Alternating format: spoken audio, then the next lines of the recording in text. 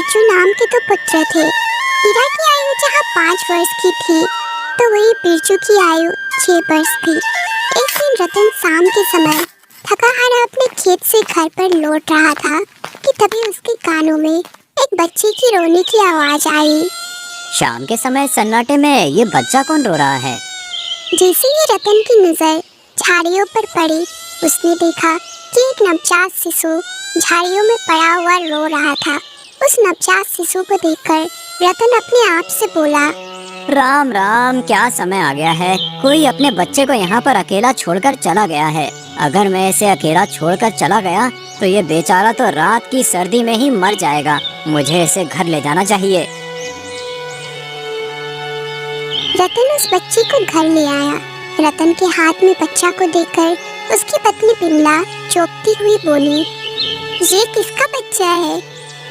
रतन ने सारी घटना बताते हुए बिमला से कहा, विमला, ये बच्चा मुझे झाड़ियों में पड़ा हुआ मिला। पता नहीं किसका बच्चा होगा। आप इसे क्यों उठा कर लिया है? इसका माता पिता तो परेशान हो रहे होंगे। कैसी बातें कर रही हो विमला? मुझे जहाँ पर ये बच्चा मिला है वहाँ पर दूर दूर तक कोई इंसान नहीं था। और तुम तो जानती हो कि आजकल कितना खराब समय चल रहा है। आज से इस बच्चे की परवरिश हम दोनों करेंगे। पागल हो गए हैं क्या? हमारे तो 2 और भी है। हमारे खुद के खाने के नाले पड़े रहते हैं और ऊपर से आप इस बच्चे की परवरिश करने की बात कर रहे हैं।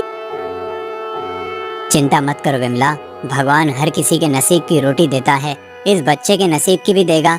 हम इसका नाम मोहन रखेंगे। तो आप ही अपने मोहन का अपने गले से चिपकाए रखिए। मुझे किसी भी बाटूंगी प्रकार की उम्मीद मत रखना। मैं अपना प्यार अपने पुत्र में ही बांटूंगी। मैं किसी दूसरे के बच्चे को अपने गले से नहीं लगा सकती।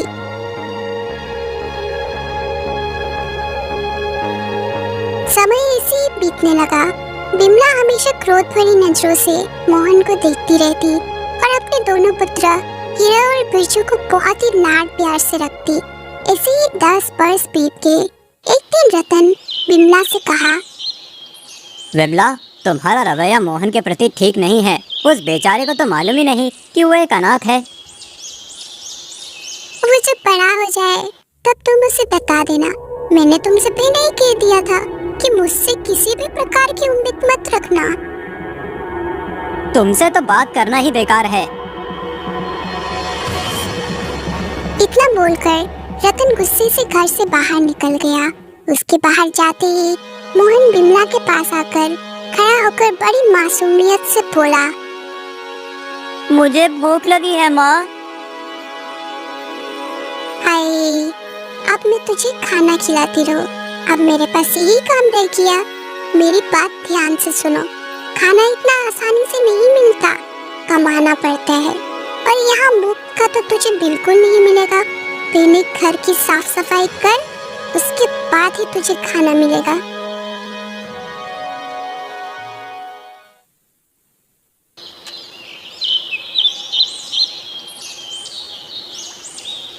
माँ, मुझे बहुत तेज भूख लगी है।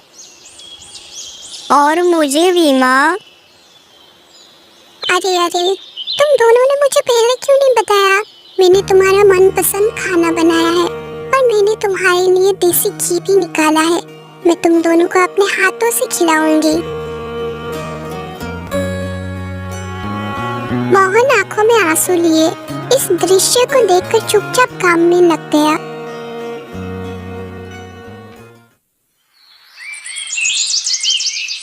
समय ऐसे ही बीतता रहा।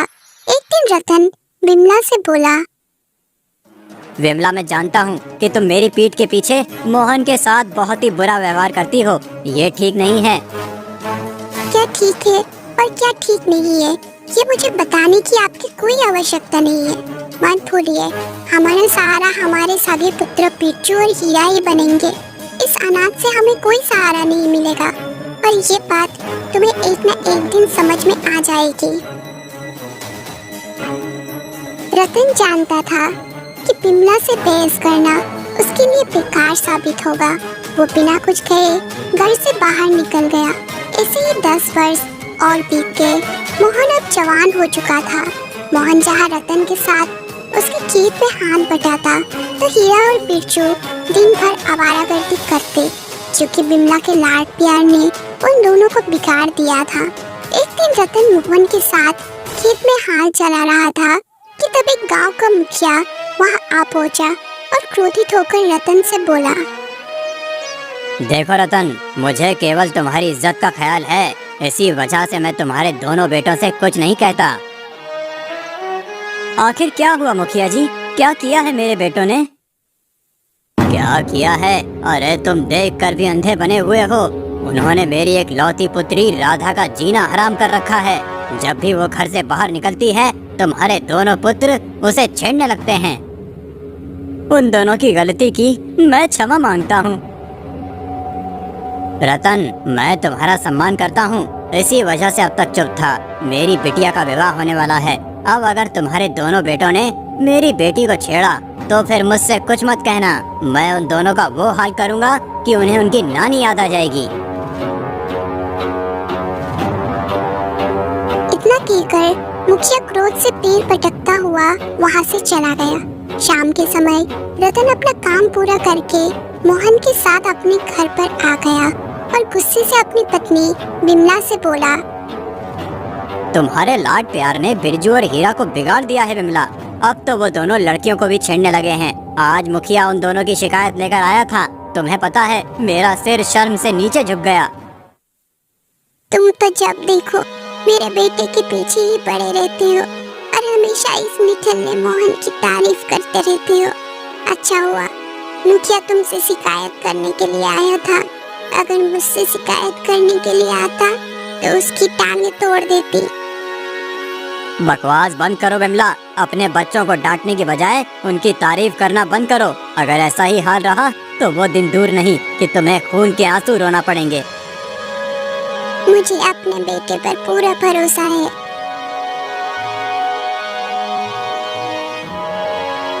इतना कहकर बिमला गुस्से से वहां से चली गई। तभी मोहन रतन से बोला, चिंता मत कीजिए पिताजी, मुझे विश्वास है कि एक न एक दिन मेरे दोनों भाई सुधर जाएंगे। ईश्वर करे ऐसा ही हो मोहन।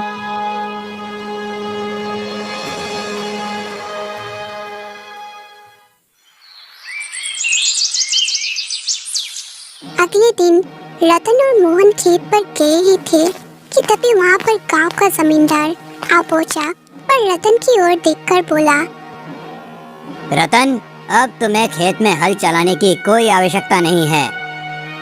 मैं आपकी बात का मतलब नहीं समझा जमींदार। तुम्हारे खेत पर मेरा कब्जा हो चुका है।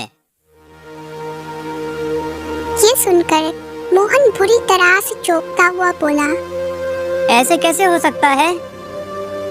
मोहन सही कह रहा है, ऐसे कैसे हो सकता है? आप मेरे खेत पर कब्जा कैसे कर सकते हैं? पहले पूरी बात सुन लो रतन। दरअसल हीरा कुछ दिन पहले मुझसे बहुत सारी रकम उधार लेकर गया था, जो ब्याज लगाकर बहुत हो गई है। और कल जब मैंने अपनी रकम ब्याज सहित हीरा से मांगी तो उसने अजीब सा जवाब दिया कि वो सारी रकम जुए में हार गया है। उनके पास फूटी कौड़ी भी नहीं है।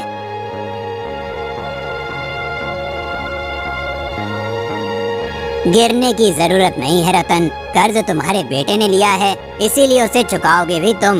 या तो तुम मुझे धन दे दो या फिर मुझे अपना खेत दे दो। आप तो जानते हैं जमींदार कि मैं खेत में कड़ी मेहनत करके बड़ी मुश्किल से 2 रोटी कमा पाता हूँ।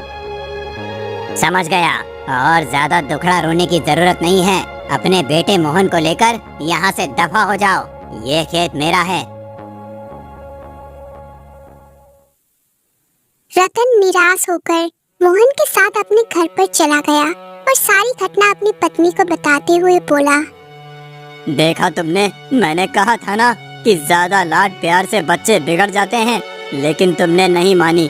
हीरा की वजह से मेरे पुरखों का खेत हाथ से चला गया। अपने पति की बात सुनकर बिमला गहरी सोच में डूबती हुई बोली, अब मैं समझी कि हीरा घर पर क्यों नहीं आया। आप चिंता मत कीजिए, अगर हीरा ने गलत काम किया है तो इसका मतलब ये नहीं कि बिरजू भी ऐसा काम करेगा। मुझे विश्वास है कि हमारा बिरजू मेहनत करके अपना खेत जमींदार से जरूर छुड़वाएगा। घर पर तो अभी तक बिरजू भी नहीं आया। चिंता मत कीजिए, बिरजू हीरा जैसे बिल्कुल नहीं है, रात तक घर लौट आएगा।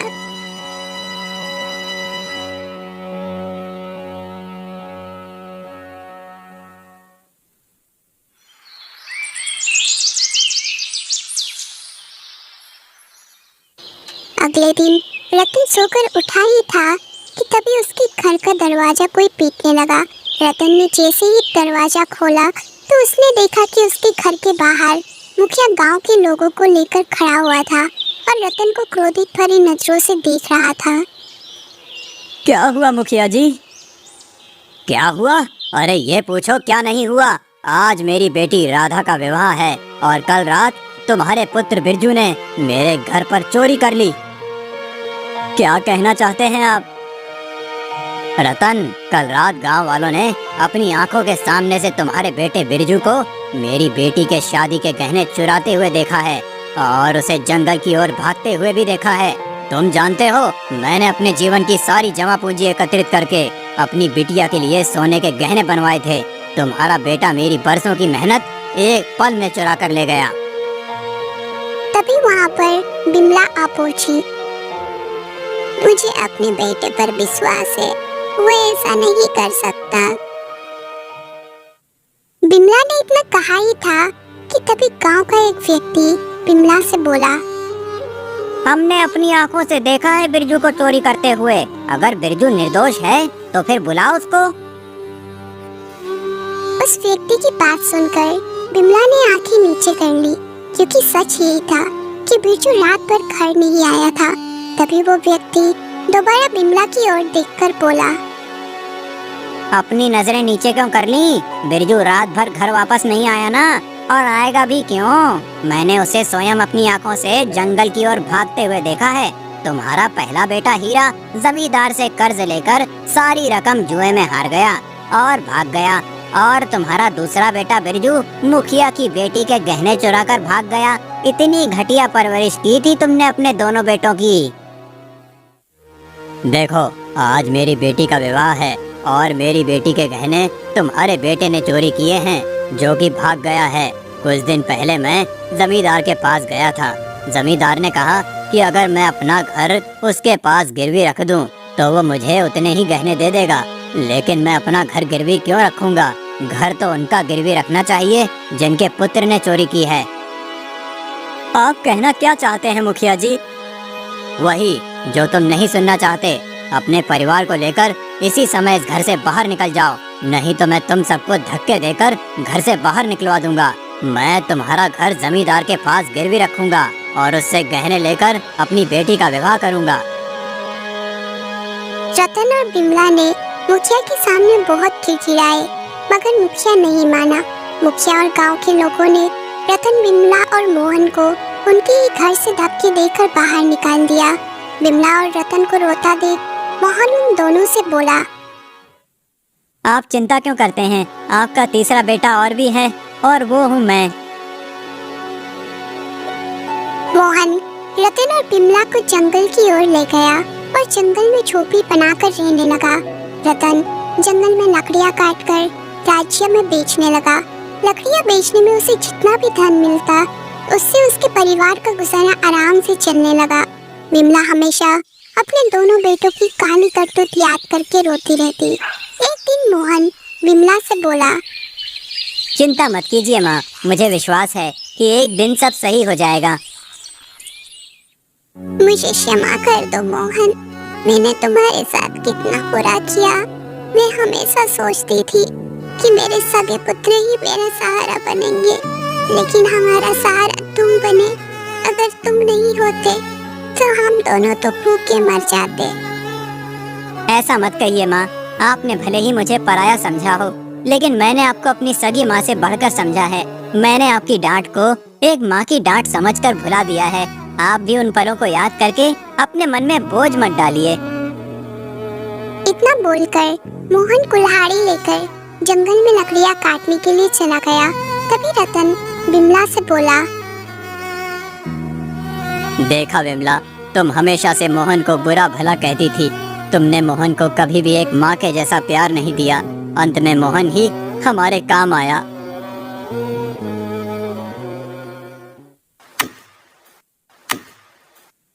इधर मोहन जंगल में लकड़ियां काट ही रहा था कि तभी उसकी नजर झाड़ियों पर पड़े हुए एक व्यक्ति पर पड़ी, जिसके शरीर से खून बह रहा था। मोहन तुरंत उस व्यक्ति के पास पहुंच गया। मोहन ने देखा कि उस व्यक्ति के पास एक बड़ी सी पोटली पड़ी हुई थी, जिसमें स्वर्ण मुद्राओं का ढेर लगा हुआ था। मगर मोहन के मन में लालचने की जगह वो तुरंत जंगल से जड़ी बूटियों के पत्ते तोड़कर ले आया और इसके जख्म के स्थान पर मेलने लगा।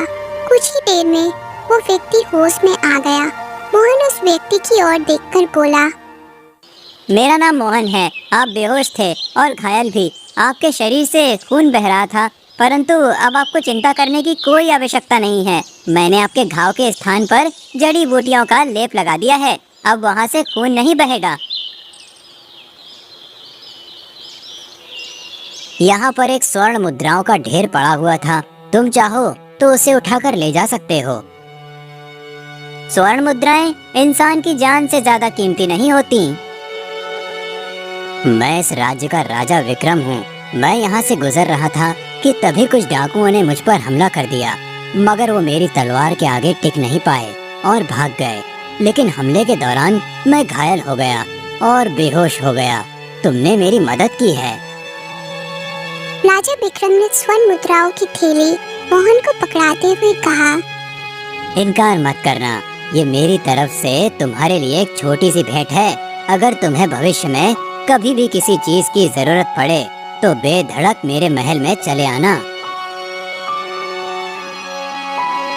इतना बोलकर राजा विक्रम वहाँ से चला गया। मोहन खुशी खुशी स्वर्ण मुद्राओं की थैली लेकर झोपड़ी आ पहुंचा और सारी घटना बिमला और रतन को बताते हुए बोला, ईश्वर ने हमारी मदद की है। अब हम अपना खेत और अपना घर आसानी से छुड़ा सकते हैं।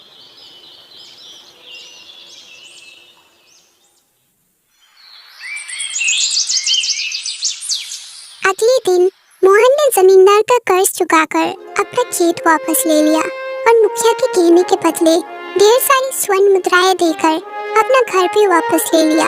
उसने खेती के लिए बहुत सारी जमीन भी खरीद ली और अपने पिता रतन के साथ खेती करने लगा।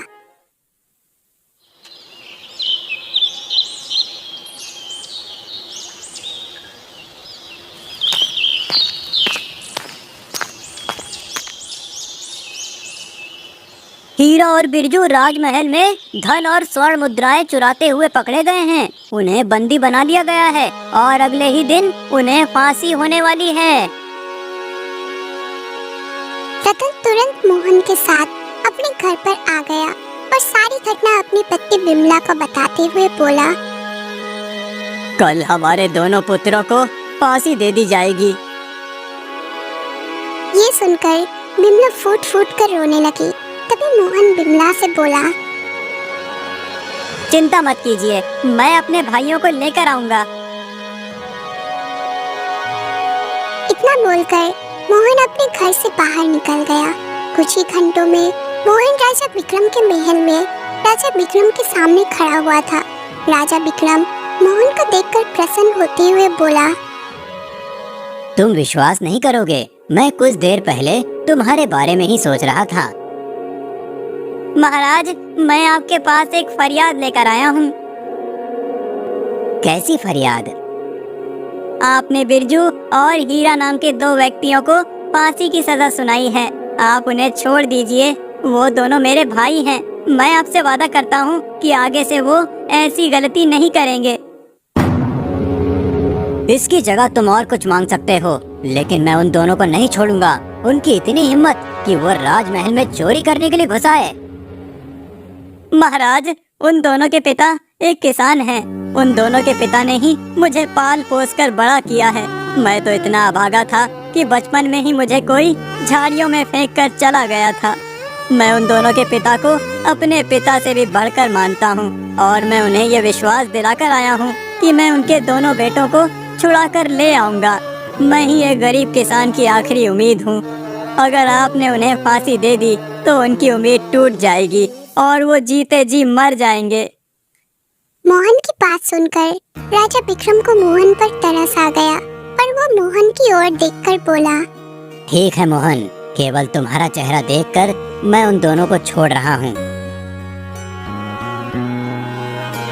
राजा विक्रम ने हीरा और बिरजू को छोड़ दिया। हीरा और बिरजू मोहन के साथ मुंह लटकाकर घर आए और अपने माँ पिताजी को देखकर क्षमा मांगने लगे। इन्हें माफ कर दीजिए पिताजी, मुझे विश्वास है कि मेरे दोनों भाई आगे से ऐसा कोई काम नहीं करेंगे। मोहन ने सच ही कहा था। उस दिन के बाद हीरा और बिरजू सुधर गए और रतन का परिवार खुशहाली का जीवन व्यतीत करने लगा।